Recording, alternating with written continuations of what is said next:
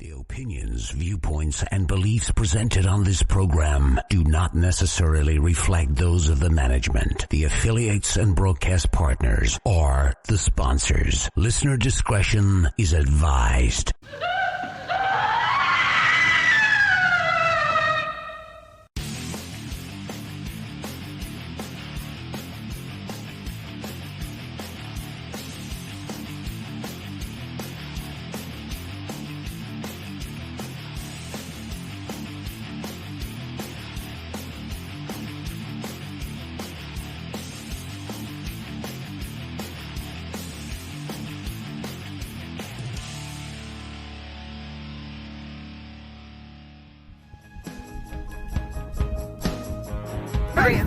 Yeah?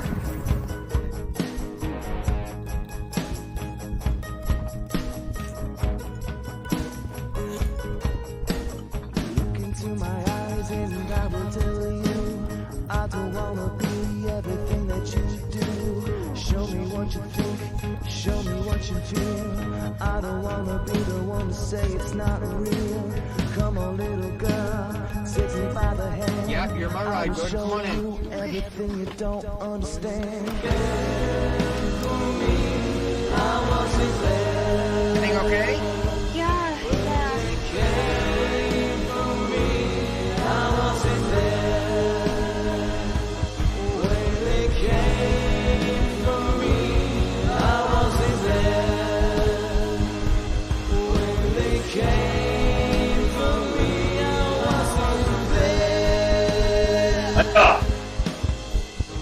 I'm just tired of this. You sure you're doing okay? Yeah. Okay. Alright, let's go. Make sure you put on your seatbelt. Please let me go. Please.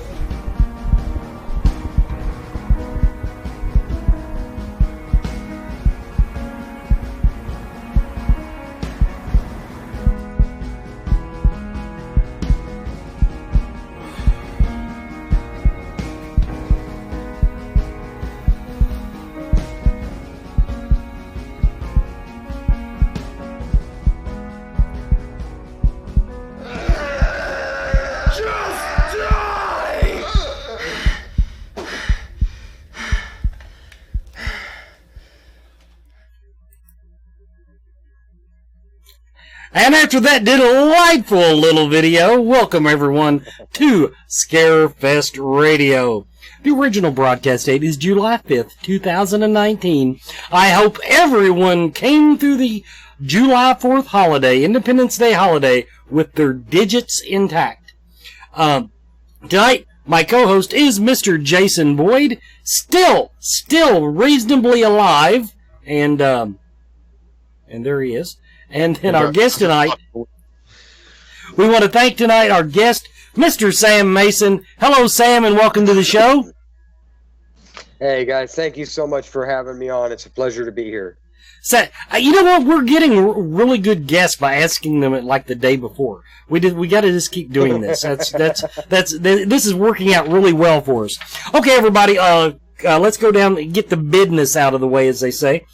First things first.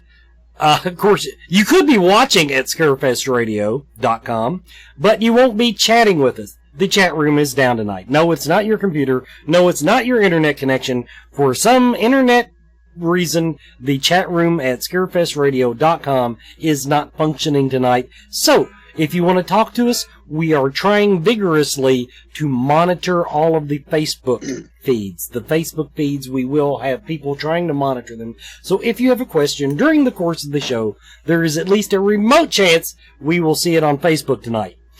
We do have celebrity announcements tonight. We have 3. Yes, the teaser said 4. But in the process of finding out that certain I's were not dotted, T's crossed, and fluffy bunny mints put on pillows, one of the contracts wasn't quite done. So we ended up with 3, but there are 3 good celebrity, and you will be happy.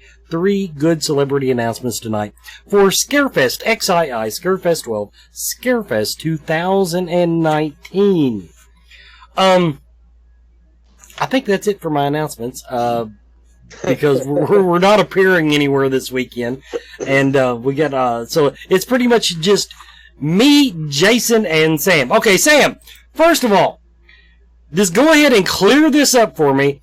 On your Facebook feed and many of the interviews, you go by Sam I Am Mason. Yes, sir. I sure do. Okay, now in your credits, so on the movie, it always says Sam Mason Production, Sam Mason Director. Okay. Correct. Is that a nickname? Did your parents have a sense of humor? Please tell me where Sam I Am came from. Actually, I hated it when I was a kid. Absolutely hated people calling me Sam I Am. It, kind of went into the whole, Dr. Seuss thing.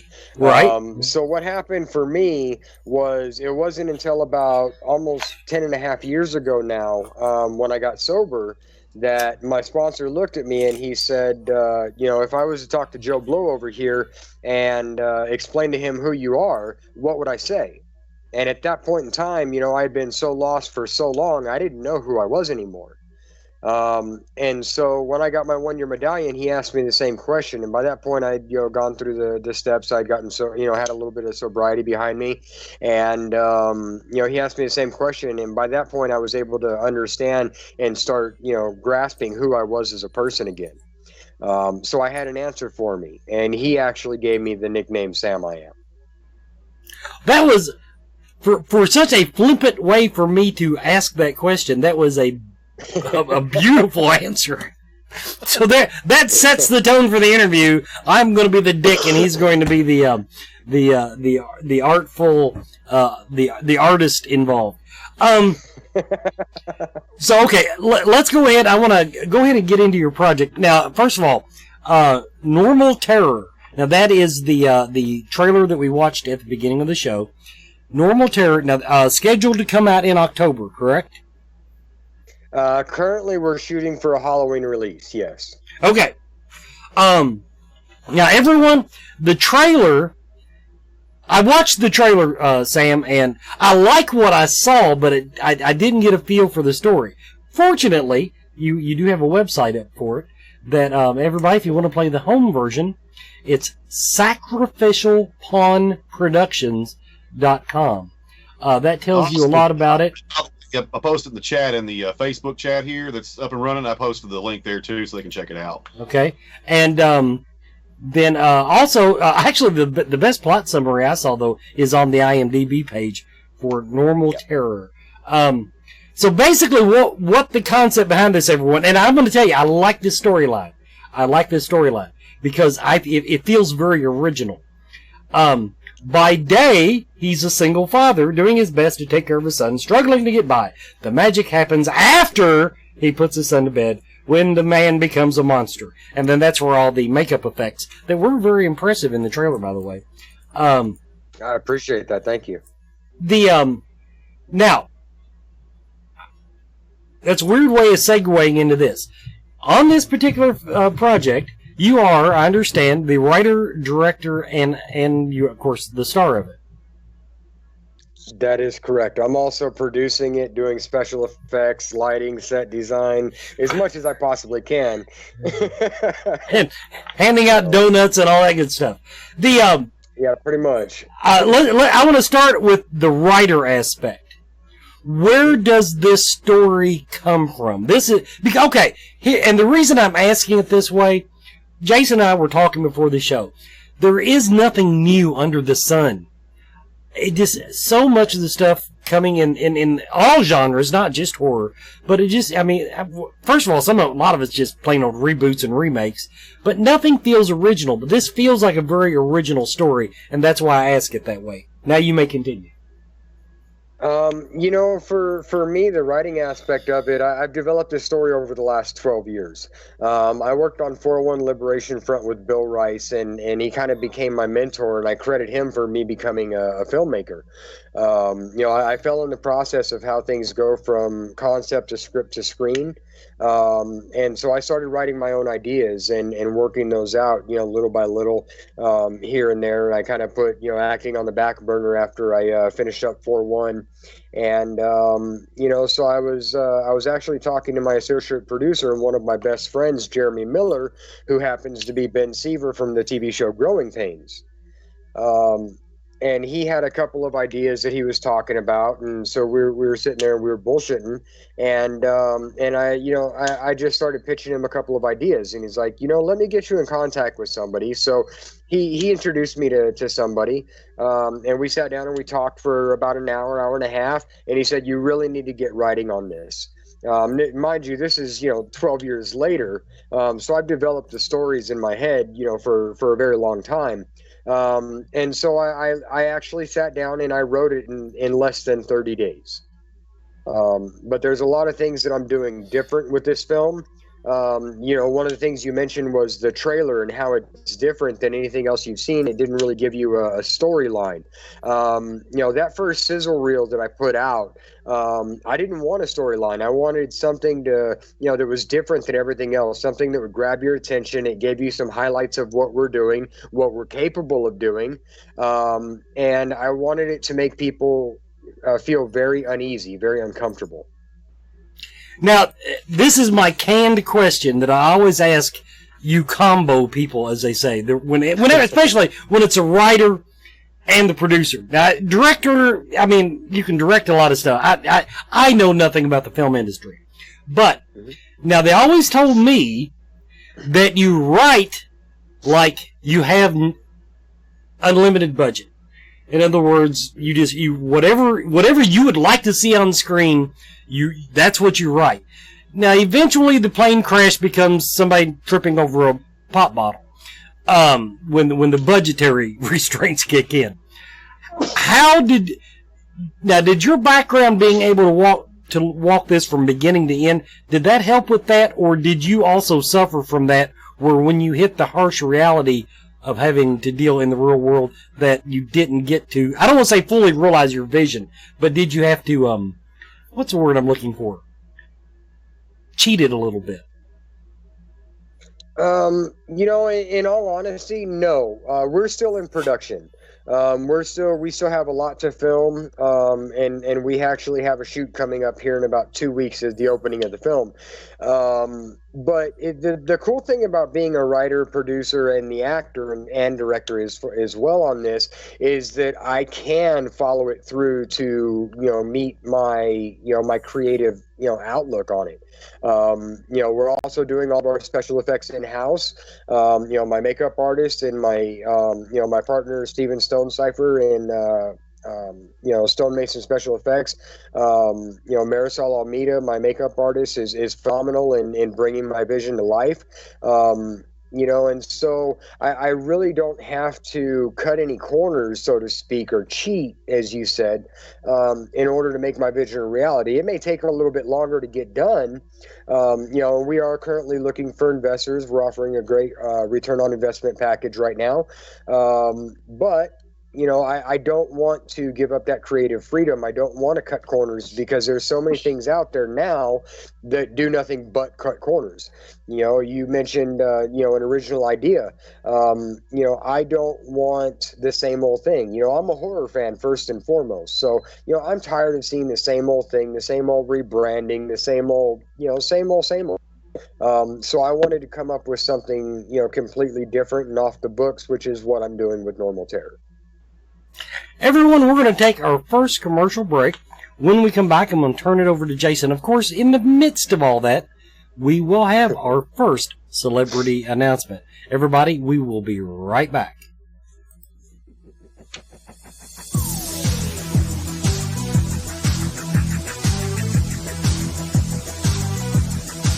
Have you checked out the Mama Ruby's family of metaphysical and spiritual shows? The Mystical Fair in Lexington, Kentucky, Lexington's only monthly psychic and holistic healing arts fair. The Inner Light Festivals in Louisville in June and Lexington in November. And watch for Mama Ruby's Expo coming in 2020. Plus, Mama Ruby's Meta Lecture Series, featuring interesting guests speaking on fascinating subjects. Start your journey now at mamarubies.com for more information.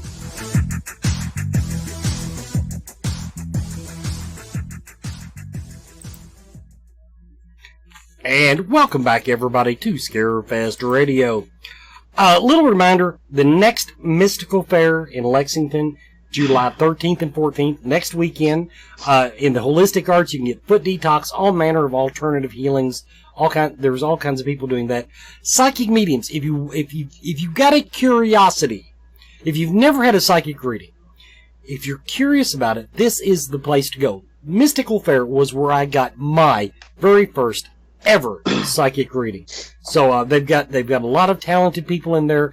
No pressure. You walk in, you get an appointment, or you can book it online. Plus free seminars. Just go and show up and watch a free seminar. But check out mysticalfairlex.com. Mysticalfairlex.com. Now the moment I know many of you have the only damn reason you tuned in. The reason many of you are watching tonight. Our first celebrity announcement of the evening, Ms. Tawny Kitane. I knew I'd mess it up. Tawny Kitane.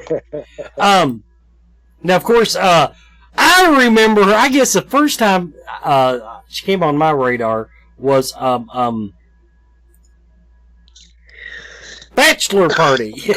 Bachelor Party. Although I did go back, I have watched The Perils of Gwendolyn. I don't remember a lot about the movie, but I do remember renting that on VHS. I distinctly remember watching that movie, and I think it's because I thought she was so damn hot in Bachelor Party. But she is coming, and of course, Witchboard. And if you went to Horror Chops, yeah, she did Witchboard, and everybody knows her as the lady on the hood of Whitesnake's car. That is Tawny Kitane, and she's coming to Scarefest XII, Scarefest 12, Scarefest 2019. Jason, over to you. Sam, it's been a pleasure. Like I said, I know you showed me a trailer for the Normal Terror a while back, I think, and you were still getting everything together and stuff on it. So, and of course, I was impressed back then. So I'm excited to see the finished product once it's done. And you also do special effects, right? I mean, don't you? I see some credits here for Evil Lurks. If you do some other stuff on the side, I mean, as far as like other films or shorts or anything. Yeah, I've got a couple of different projects I'm working on as far as just the special effects go. You mentioned Evil Lurks. My buddy Aaron Hawkins, who actually commented on the link down below, had mentioned said hey and whatnot. So I was kind of replying to him a little bit while we were in a commercial. But I'm doing the prosthetic for his character called the Shman. So I'm doing a prosthetic for that, and then I'm also working on a program called an episodic called Winter Haven, where I'm doing the mask of the killers. So we're definitely doing a lot of different things. I'm trying to get as much as I can done, and work on as many projects as I can, and just have fun with it. This is my passion, this is my love. So it's not just my project, but any other project I can help bring to life, I'm absolutely stoked for. And so it's the Sacrificial Pawn, though. I was looking up the so you guys have been in business for like 20 something years now. Is that right?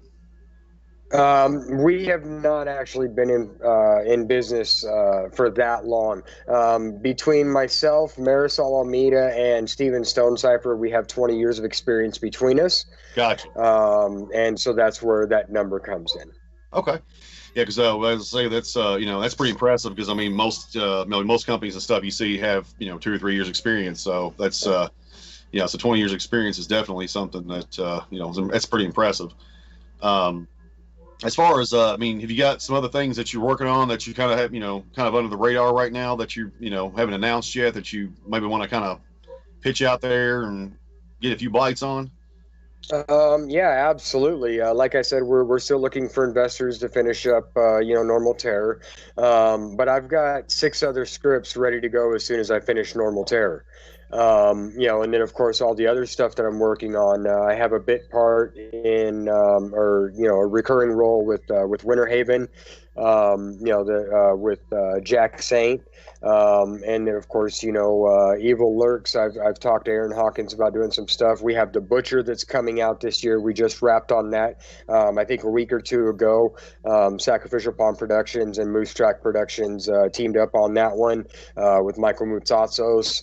It's his baby, and I was lucky enough to co-star in that film. It's been, a pleasure and a blast to do that. It's really pushed my method acting to a whole new level, and being able to play that really off the wall, scary, creepy guy.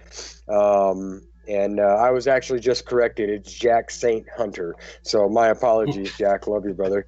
And then I have a drama film that I'm doing called Undrafted. I play a coach in that. And I think one of the most the fun things about what I do is that I get to work with my son. He's done 3 films with me now.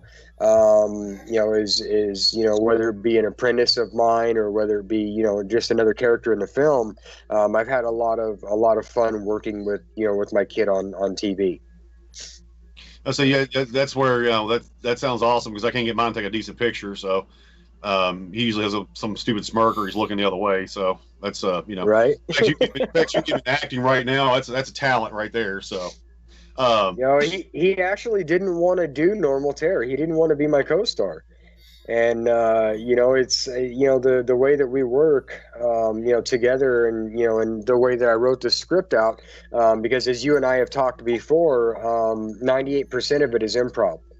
And that's another thing that makes this film so different than anything else. The first time that we're going through the scene and what you guys see in film is the first time that the actors are going through it, which I think gives it a whole lot more organic feel and a lot more, natural, reactions to everything. I think it's going to give it a whole lot more realism, which is something I think that's been lacking from horror in the last, 15 years or so.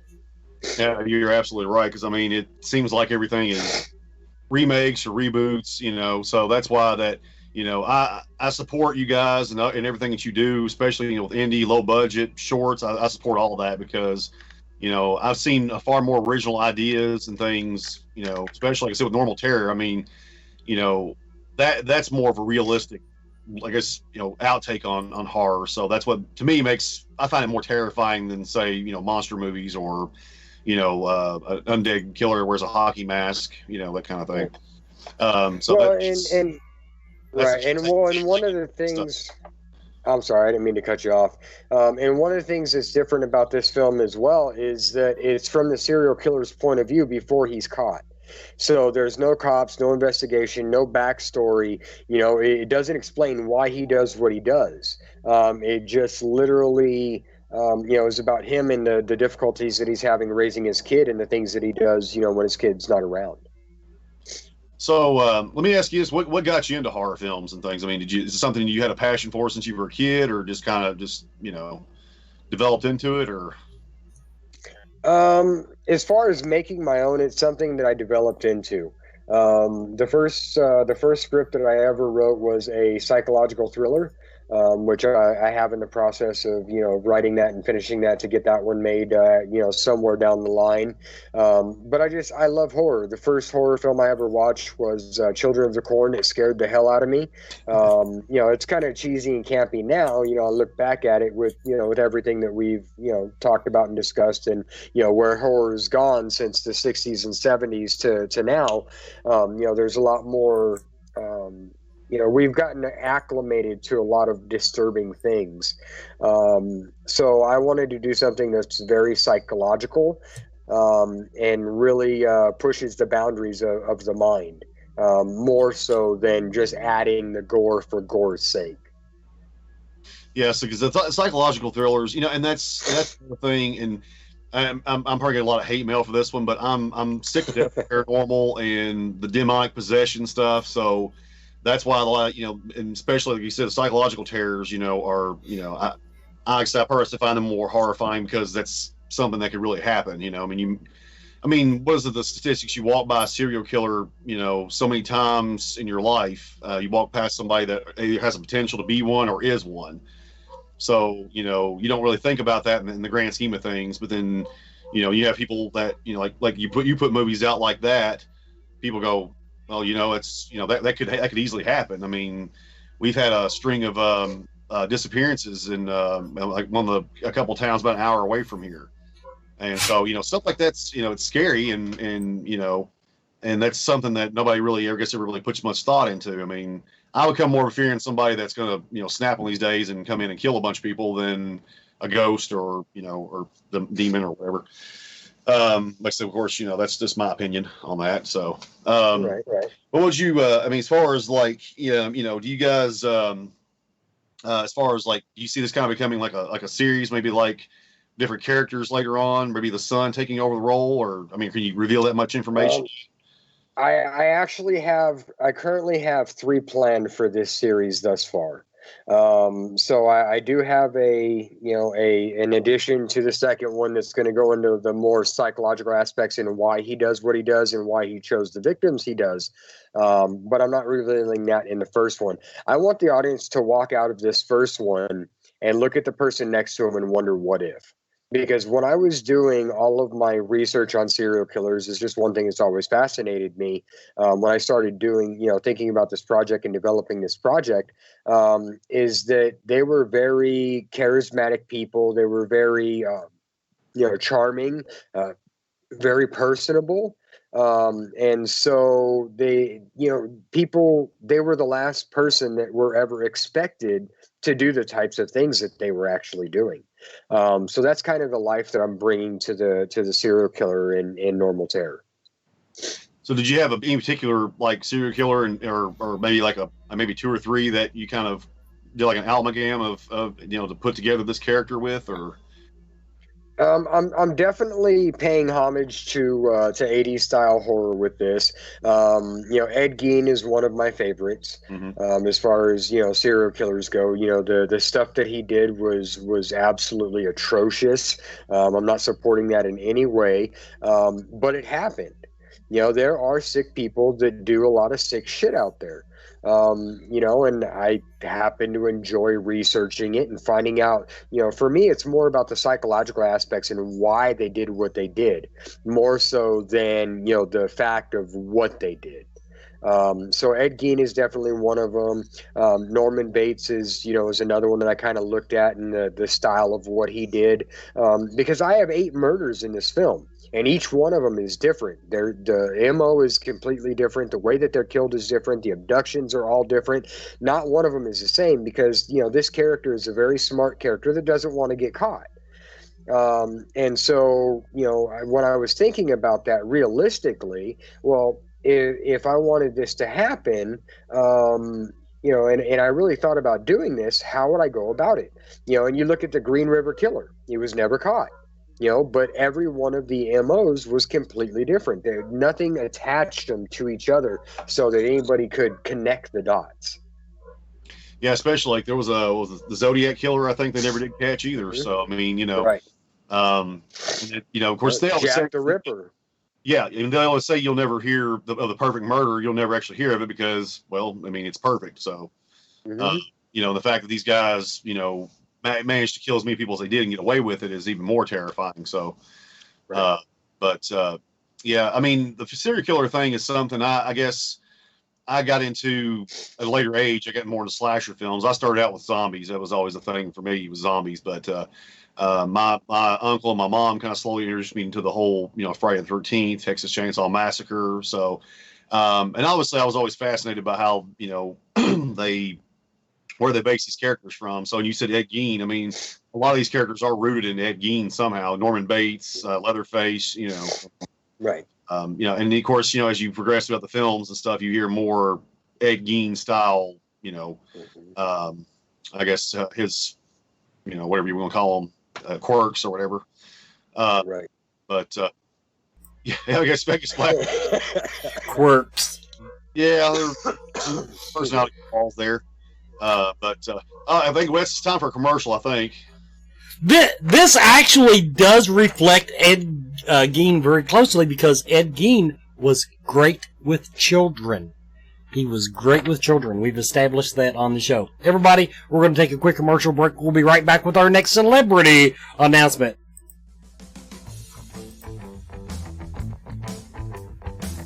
Do you feel lost in life? Do you seem to be stuck in emotions that are not yours? Is your home not the sanctuary it should be? Contact Spirit Mechanics, where they take a team approach to your metaphysical and spiritual problems. Spirit Mechanics specializes in aura cleansing, stone attunement, attachment removal, and house cleansings. Spirit Mechanics tailors their approach to your individual spiritual path and needs. Find them every month at Lexington, Kentucky's Mystical Fair, mysticalfairlex.com, or on Facebook by searching Spirit Mechanics, that's MECHANIX. Spirit Mechanics, for your spiritual health and well-being.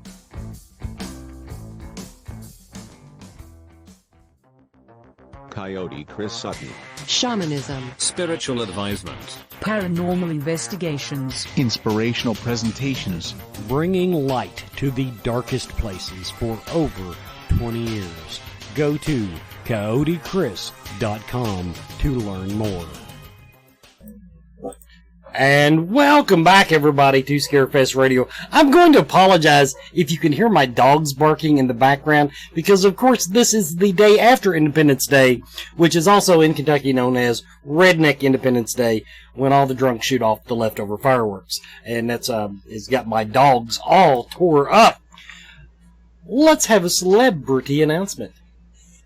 Coming back to Scarefest for second, third time. I've done lost count. John Kassir.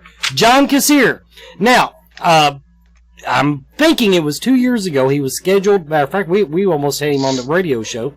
And he had to cancel at the last minute. But John Kassir, we've got him scheduled for this year. And so everybody get your answering machine messages ready, because that's what he does. But of course, you know him. Tales of the Crypt Keeper, and just a whole slew of other things with his super creepy voice that he can do. He was in Despicable Me. I did not know that. He did a voice for Despicable Me 3. So the I'm gonna go full on psychological with you. This is something that I've wondered about, and that's because I'm such a keen observer of the human condition. I'm watching people lose their fucking mind over nothing. Over just day-to-day trivialities. And in this world of political correctness, I might be an island in the sea. I worry about the future of horror movies, in that I'm worried about what is going to be allowed, what's going to be acceptable 5 or 10 years down the line. And part of this is, based on, there are people now that think Seinfeld was just the freaking Antichrist. I mean, a show like that, whose entire premise was showing what a dick this guy was, and now people are looking back and watching it and going, oh, you can't do that. You're a dick. So, have you thought about that? Is that anything you're worried about in the horror industry? Whether or not you'll continue to have the freedom to push the envelope like you're talking about? If you really want me to be honest about it, I don't give a shit. That's the reality of it. Some people are going to love my stuff. Some people are going to hate it. We did, I do a podcast with my co-host, Zombie Barbie, Rhiannon Nicole, and Lance Wagner. Who's a huge staple in the horror community and supporter of horror. Sacrificial Terror Productions, Sacrificial Terror Podcast. Honestly, we did a debate on John Carpenter's versus Rob Zombie's Halloween. And I think we had over 300 comments on that link because you either hate Rob Zombie or you love Rob Zombie. You know, and from a technical standpoint, and I'm sure I'm going to get a lot of hate mail for this one, you know, but from a technical filmmaker standpoint, Rob Zombie's films are better, in my opinion.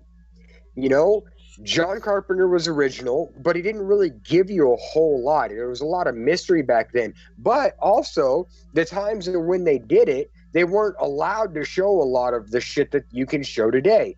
And, you know, so in 10 years, honestly, if I'm still making films at this, you know, at that point in time, and, you know, and I have a great career ahead of me, I hope, you know, with my cast and my crew and building an empire that, you know, we're working on, you know, I absolutely don't care. You know, people are going to love my stuff or they're going to hate it. And I'm okay with that because either way, they're going to put money in my pocket, whether they love it or hate it. You know, and ultimately I'm trying to give my son a better life. And so, you know, that it is what it is. That's another thing. You and your son both have doppelgangers somewhere in Kentucky. When I pulled up your Facebook profile, I went, I know that guy. And then I saw, of course, you have a picture of you with your son. And I'm like, no, I know that kid. And and I'm like, no, they're from California. I'm serious, dude. I ran into you at the Quickie Mart or something. Both you and your son. It's amazing. And another example I'll throw out to you, because this is such a realistic story, as we pointed out.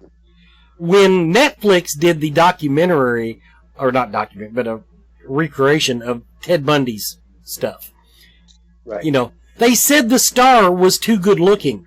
It made him too attractive. And that was kind of the point. And which is something, you know, you've described this guy as the all-American dad during the day. Right. Well, and I think that's one of the reasons that I'm doing it that way is because I think that's something that people can relate to more so nowadays than back in the day. There's a lot more single parents out there today. And I think they can understand going through the teenage years and they can relate to the character and the frustrations that I'm dealing with, you know, as a parent trying to, you know, to pay my bills, especially in California, you know, where the taxes and everything else are so damn high. You know, rent's high, food's high, everything's fucking high here. But, you know, you know, a lot of people can relate to that. There's a lot of single parents out there that are struggling to get by. You know, and given the right circumstances, anybody is capable of doing the horrible atrocities that this guy is going to be doing. Well, now you just sent a chill down my spine. I like to think not anybody's. No, not anybody. Although I have to admit, a couple times I've really thought about going total serial killer. But I'd get caught, and I'd do terrible in prison. That's why I don't do it. Speaking of the kid, there he is walking in the interview again. So, I mean, you know, it's funny because I'm watching the Facebook chat and everybody's saying the same thing, you know, is about, you know, nobody really cares about offending people and stuff. And I think they're right because, I mean, that's kind of how it is these days. I mean, you know, everybody's worried, are we going to offend somebody or, you know, we're going to upset somebody, you know? That's the nature of the world. You know, you're going to get upset. You're going to have things happen. It's going to suck. I would agree with you if it wasn't for social media. But social media has become this club that just can beat down. In other words, beat down. Now, of course, the independent picture, you do have to get a little more freedom. But I mean, can beat down these studios. You know, I'll never watch another one of your and businesses are folding to it. In other words, they're capitulating. And that's what scares me, is to lose that freedom of expression. And I want to see the vision and I want to not give a damn, but I see it every damn day. The companies just, oh man, you cried, we're sorry. And so anyway, but that's my soapbox. That's part of my MO when it comes to, especially my own personal page, is I piss off somebody every day or something. So I tell tasteless jokes, but I realize that 50% of the people that watch this program do not agree with me politically. And see, and that works no matter what you do. No matter what you do, there are 50% of the people, just like you're talking about serial killers walking past them, you're going to pass 36, and that's enough about my hallway mirror. But the thought that that I see so many people going on their soapboxes about what they don't like, about all types of things, and it just, I don't, and like I said, I blame social media. I really do think it is the end of civilization. But I saw on the internet the other day, cockroaches are ready to take over. They have become indestructible to pesticides. So we've got our replacements lined up. Don't fret, everybody. Now, the one thing, and I was reading your bio here, Sam, that part of your roots, if you will, in the film industry actually came from your dad. Yep. Absolutely. I mean, your dad sounds like a hell of a cool guy, a professional movie stunt driver. He was a very good man. Unfortunately, I lost him a little over 7 years ago. He was definitely a good guy. I mean, don't get me wrong, nobody's perfect.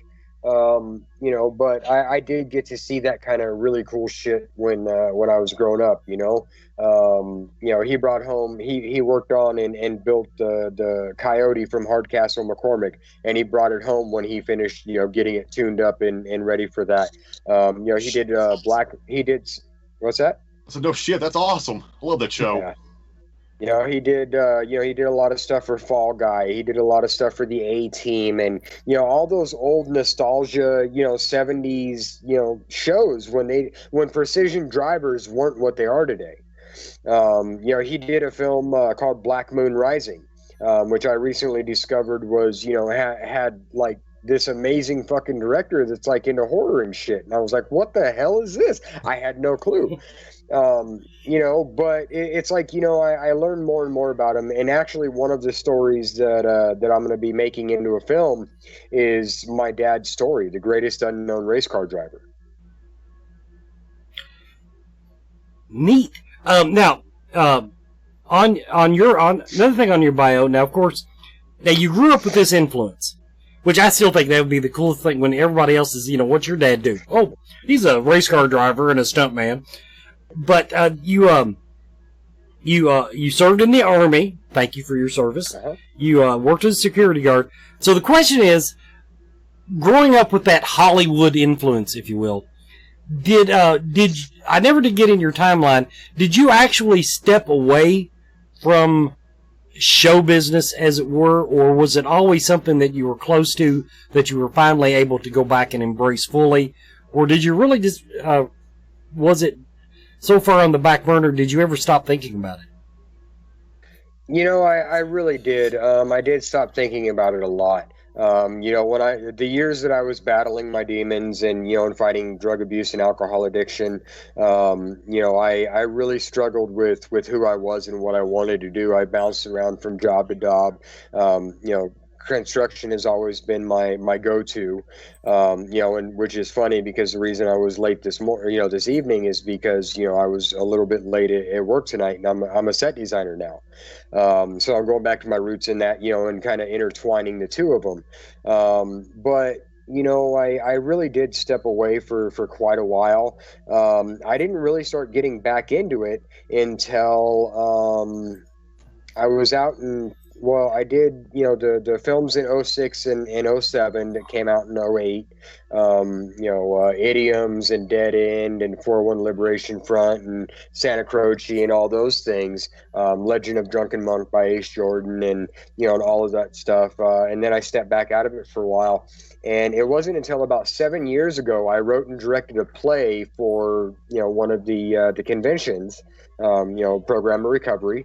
And I wrote and directed a play called Snow White and the Seven Character Defects. And even that didn't really push me back into it. It wasn't until I sat down with Jeremy and he was telling me about his stuff that really, kicked it in and said, this is what I need to be doing. Everybody, will be right back with more Scarefest Radio. One more celebrity announcement, and I'll turn it over to Jason to close the show out after that. Be right back. Everyone is talking about CBD oil. Most of us know that CBD is a cannabis compound that has significant medical benefits, but does not make people high. Its benefits include pain relief, anti-seizure properties, anxiety relief, fights cancer, reduces the risk of diabetes, and it is even used as a sleep aid. Blue Leaf Naturals CBD and hemp products are full-spectrum hemp extract oils. They use only hemp grown in Kentucky, supporting Kentucky farmers and businesses and helping you and your family stay healthy and well. Blue Leaf Naturals, created with care from seed to shelf. Visit their website at blueleafnaturals.com. Blue Leaf Naturals, a Kentucky proud company.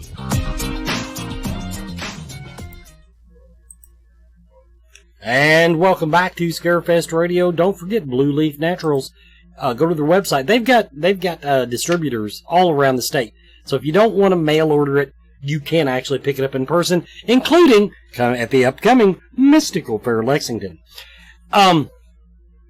Akashic Awareness. I keep reminding people about Akashic Awareness. It's a metaphysical healing and learning center in Elizabethtown, Kentucky. It's like nothing else you've ever seen. A large selection of crystals, gems, and minerals greet you the minute you walk in the door. Right about the time their cute little puppy dog Raven, the official greeter of Akashic Awareness, wags his tail. But from that point, once you walk in the door, you're not under any pressure. You're not under any judgment. These people will show you what's available to you. They might guide you to a favorable outcome, something that will help you out. But there is no pressure and there is no judgment. Check them out. Elizabethtown, Kentucky, AkashicAwareness.com, and upcoming events at the store. They're closed for the holiday right now. But the next event coming up, July 11th, Rachel Cintron will be doing her massage. You've got Reiki with Nancy on the 11th. So there's several things on the 11th, but if you go to AkashicAwareness.com, they've got that upcoming events calendar all ready for you. Our final celebrity announcement of the evening, not of the show, not of the expo, of the evening. Mr. Lee Majors, the $6 million man himself. One of those stars, his horror chops will give him Ash versus the Evil Dead. But people in the sci-fi world, Lee Majors, and he was married for a while to what I still consider the most beautiful woman on the face of the earth ever, before, after. I'm sorry, Farrah Fawcett was, when I was a teenager, there was no one else on earth that could compare to Farrah Fawcett. So there that is. But Lee Majors is coming. Once again, you know him, the Fall Guy. I don't remember him in Scrooged. He was in Scrooged, and I do not remember him in Scrooged. But the Fall Guy, $6 million man, and you know who Lee Majors is. That's enough. You know who he is. So he's coming to Scarefest XII, Scarefest 12, Scarefest 2019. Jason, over to you. All right, so I'm looking through the IMDb again here, and I'm seeing one called The Secret Agent Dingledorf and His Trusty Dog Splat. I got to hear about this one. Okay, that actually, it's funny you bring that up. Yeah, that was a film that I was, I'm just a background in that, just something, fun to do. I didn't have anything else going on at the time, so I figured, a buddy of mine put out a casting call on his social media, on his Facebook, and I hit him up, and I was like, dude, I'm so interested. And if you look through my profile, you'll see the pictures of the clown, which looks really fucking creepy, and very scary, but the actions were very slapstick. It was very Three Stooges type shit. So it was really a lot of fun to work on that one. So is that more of like a children's type film, or is that going to be something, The way they explained it to me is that it is basically a kid's version of Killer Clowns from Outer Space. Okay, yeah, I'm almost to see that now because I love Killer Clowns. So. Yeah, because I kept looking at that. I was like, this movie sounds badass. I'm like, this one, am I not sure if it's a kids movie or. So I had to ask about that one. So but yeah, you were talking about we touched on Evil Lurks and everything. And you want to touch more on that? I know you said that you got a message about that one and. Yeah, definitely. Aaron Hawkins hit me up, and he wanted me to know that if you guys love the psychological horror stuff, then you're going to love his film Evil Lurks. It's definitely a psychological film. It kind of breaks into the paranormal a little bit, but it not really a whole lot. It's definitely inside your head kind of film. So definitely be on the lookout for that one. And then of course, as I was talking to you guys off camera during the commercial break, that I was told I could go ahead and announce that I do have the character of the mayor in Winter Haven. So that's going to be an episodic, and I'm looking really forward to that one as well. Nice, yeah. And of course, now anybody's interested, Evil Lurks is actually being released. Looks like in 2020, so it's still, I guess, still in current production there. Right. And looks like as far as Normal Terror is going to be released, it says 2019, so I guess that's probably I'd say closer towards the end, maybe fall, winter, maybe or. Yeah, we're shooting for Halloween. I'm hoping we can get everything done by then, because it's going to be a process. We have you guys were talking about Friday the 13th. I currently have a letter of intent from Harry Manfredini to write an original score for me, who's the musical genius behind Friday the 13th. Oh, absolutely. He's written all of their scores in like 200 other films, so he's a genius at what he does. And I'm really excited about that. But if we can get everything done and get posts done and, meet our budget and pay these guys out for, what they're worth, then yeah, we'll definitely have it out there. My executive producer Eve Gray is working on distribution and our pitch pack and all that stuff to try and get a full theatrical release. But a lot of that goes to the fans. If we create a following and make it something that they just can't ignore anymore, we have a much better shot of getting a full national theatrical release or worldwide theatrical release, like Terrifier should have had.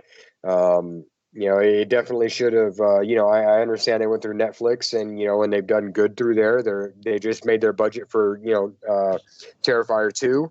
I'm really excited about that. But it was because of the word of mouth and how that spread on on Netflix of what that film was, that character has become an icon now. And I'm hoping to do the same thing with Sam Neill from Normal Terror. That was gonna be my next question. Was are you guys going to shoot for like film festivals or like you said or like worldwide release or? I definitely think we're probably going to hit a few film festivals unless we sign a distribution deal prior to. I have some things in the works right now, trying to get some big name music in, for the soundtrack. So I can't quite talk about that yet. But we've already talked and secured Amazon, a deal with them. We've talked about getting that on there.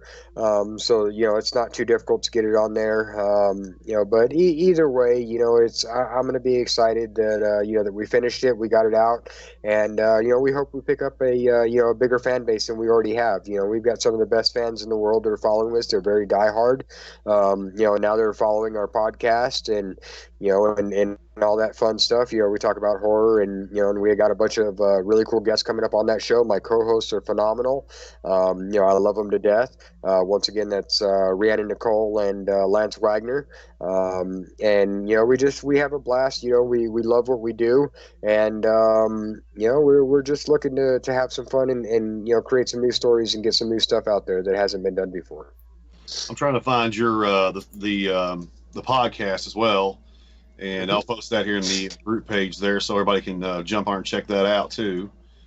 Let's see, let's copy that and I'll post that in the chat there. So if you guys want to check that out and like I said, show them some support there, That would be awesome. And yeah, because I kind of I was thinking about the whole theatrical releases and stuff. Because me personally, I'm kind of a homebody. I don't go out to theaters much, so I like Amazon and Netflix as far as I found a lot of great I guess stuff that flies under the radar these days. They may get like some more like film festival kind of releases or something, but most of the time they usually end up on streaming, which like I said, thrills me to death. Because I mean, I don't really get out much, but and it's either because I'm trying to avoid dying at this point, or just because I just don't get out and do a whole lot.